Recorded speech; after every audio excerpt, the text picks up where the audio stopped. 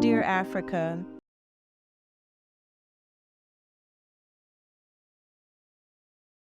I've gone through times in my life where people have thought that I'm not working, you're not doing anything. You know, when I was working on my inner, working on my source, working on building a relationship with the source, working on how to manifest. That's hard work. Working on keeping negative thought patterns out of my mind, which slows me down in this world, you know. So that is hard work, and I truly believe that. So in that, when she told me that,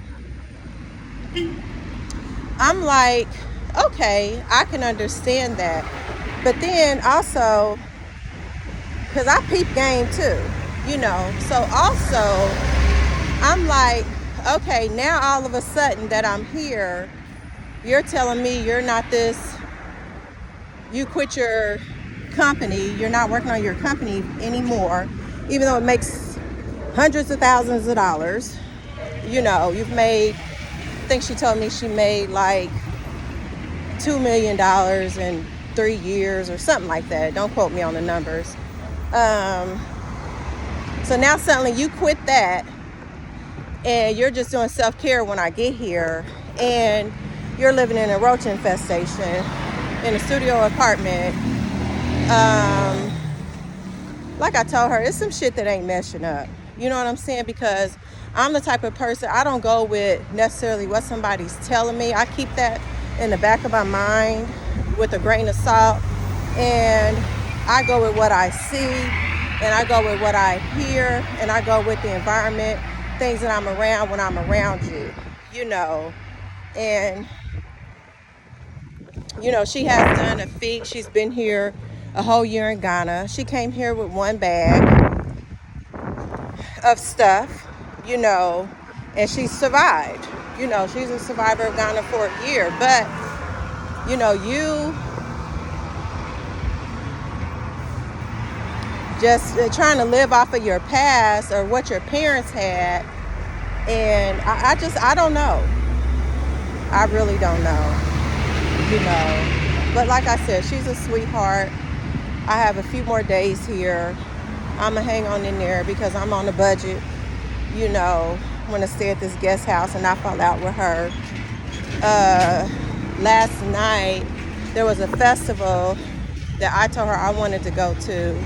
So she went ahead and went behind my back, which is, I figured that's probably where she went, because people like that, they always have to have like the one up. You know what I'm saying? Like, she knows I'm real.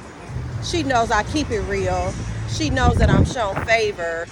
And people like that, they just want to seem like something to where I'm better than you because that's their culture, or I got more than you. Apparently what I'm learning about higher class people, if that is what she is, you know, that's the way that they are. Like when they meet somebody real, they really can't even fuck with somebody that keeps it 100. You know, you can't fuck with my energy. You can't fuck with my high vibrations. You can't fuck with the favor that I'm shown. You can't fuck with that I can literally walk down the street by myself in any part of the world, not know anybody, and get along with people and navigate my way and be safe. You're not really capable of do that. You know, you could probably walk 2 blocks, you know, but you're not really capable of getting in where you fit in with normal people. Not normal, because I wouldn't say people are normal, but with just ordinary, everyday people, you know. So I had already knew she went last night. I could have went. The guy suggested that I not go by myself, you know, that was going to take me. And I just took his word because he said, because it's a free concert, a lot of the scoundrels, you know, will be there. So he didn't suggest that I go by myself. So I took it as his word, and I was kind of tired anyway. So yeah, I knew she was going to go and try to come back and be like, oh yeah, I went to the concert, you know, and think that, you know, she did accomplished something that I couldn't, you know, so I'll give her that.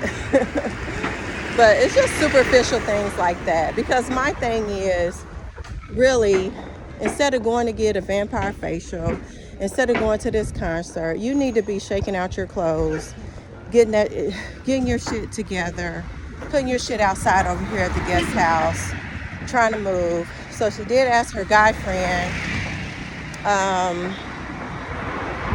that owns the guest house to go and help her talk to the management over at her apartment.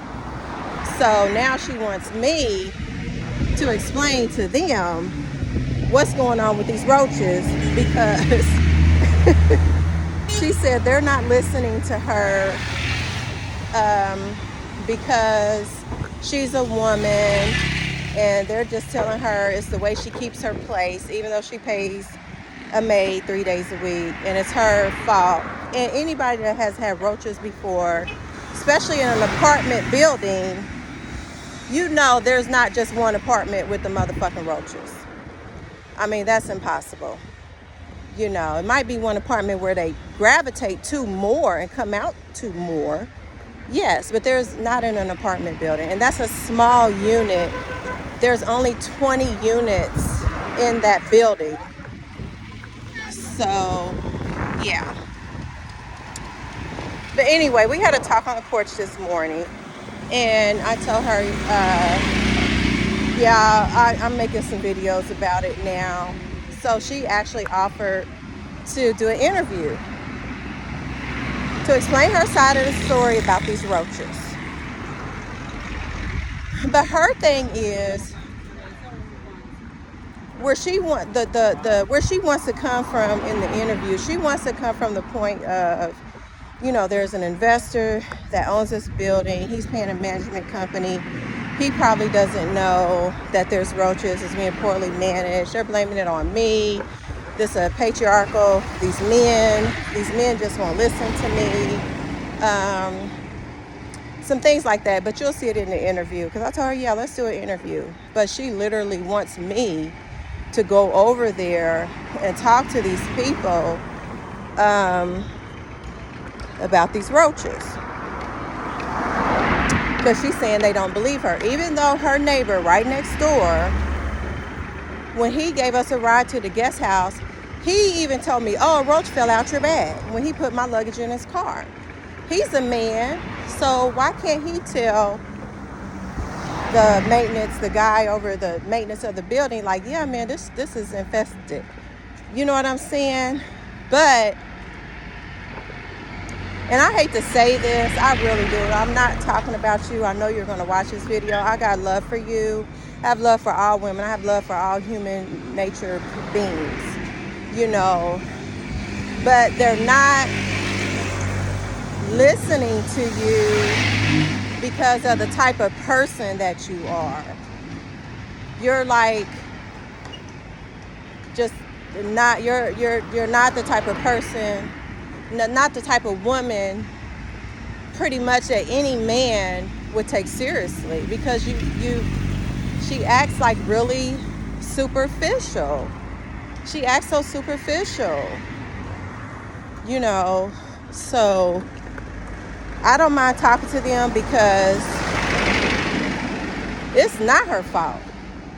It's not her fault for that place being infested. That's not her fault. Now, she has some culpability for living in that situation for so long, yeah. But the roaches aren't her fault. She's very clean. She keeps the place clean. She has nice things. She doesn't leave food laying around. You know, it has nothing to do with her. You know, the only thing I just didn't understand, why does she live with the roaches so long to when it started getting that bad? Because that didn't happen overnight. That's my only issue with her. So yeah, we're going to do an interview, and I'm going to let her explain herself, her side of the story, because at first I wasn't going to mention who she was or anything, even though I talked about the situation. I just wasn't going to mention her name or put her picture up or anything. But I had to talk about the situation because this shit is crazy, you know. So coming soon, it'll be a video. And it's going to be very, very interesting. Very interesting. This point of view. But I wish I was at the point in my business and my YouTube career that I could have this go live where people could ask questions, because I'm not right about everything. You know what I'm saying? Maybe my opinion is kind of fucked up. How I'm thinking about it, I can admit that, but we're going to hear her point of view. So, and then I'm also going to video. She wants me to go over to the apartment to talk to the manager with her guy friend that owns a guest house and explain some things to them. So I believe if I don't video, then I'm going to at least record the audio, because I don't know if they'll let me video it. So yeah, that's what's going on. I made my way to Baker Bros, and I'm getting ready to get me this juice I got yesterday and see if they got some coffee today. So please share, like, thumbs up, and comment.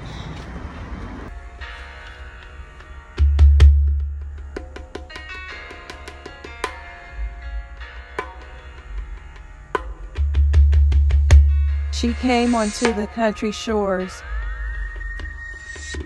as if she were a 100-year storm. Most would heed the warning in time, take shelter, before even catching the enticing smell of the beautiful coming rain. A few godlike men, yet untamed by Mother Nature, would embrace the strong, somehow comforting change of winds. Allow themselves to take up the treasures revealed, left behind her impassioned path. Knowing her omnipresence is in the same nature of themselves, which called unto the storm.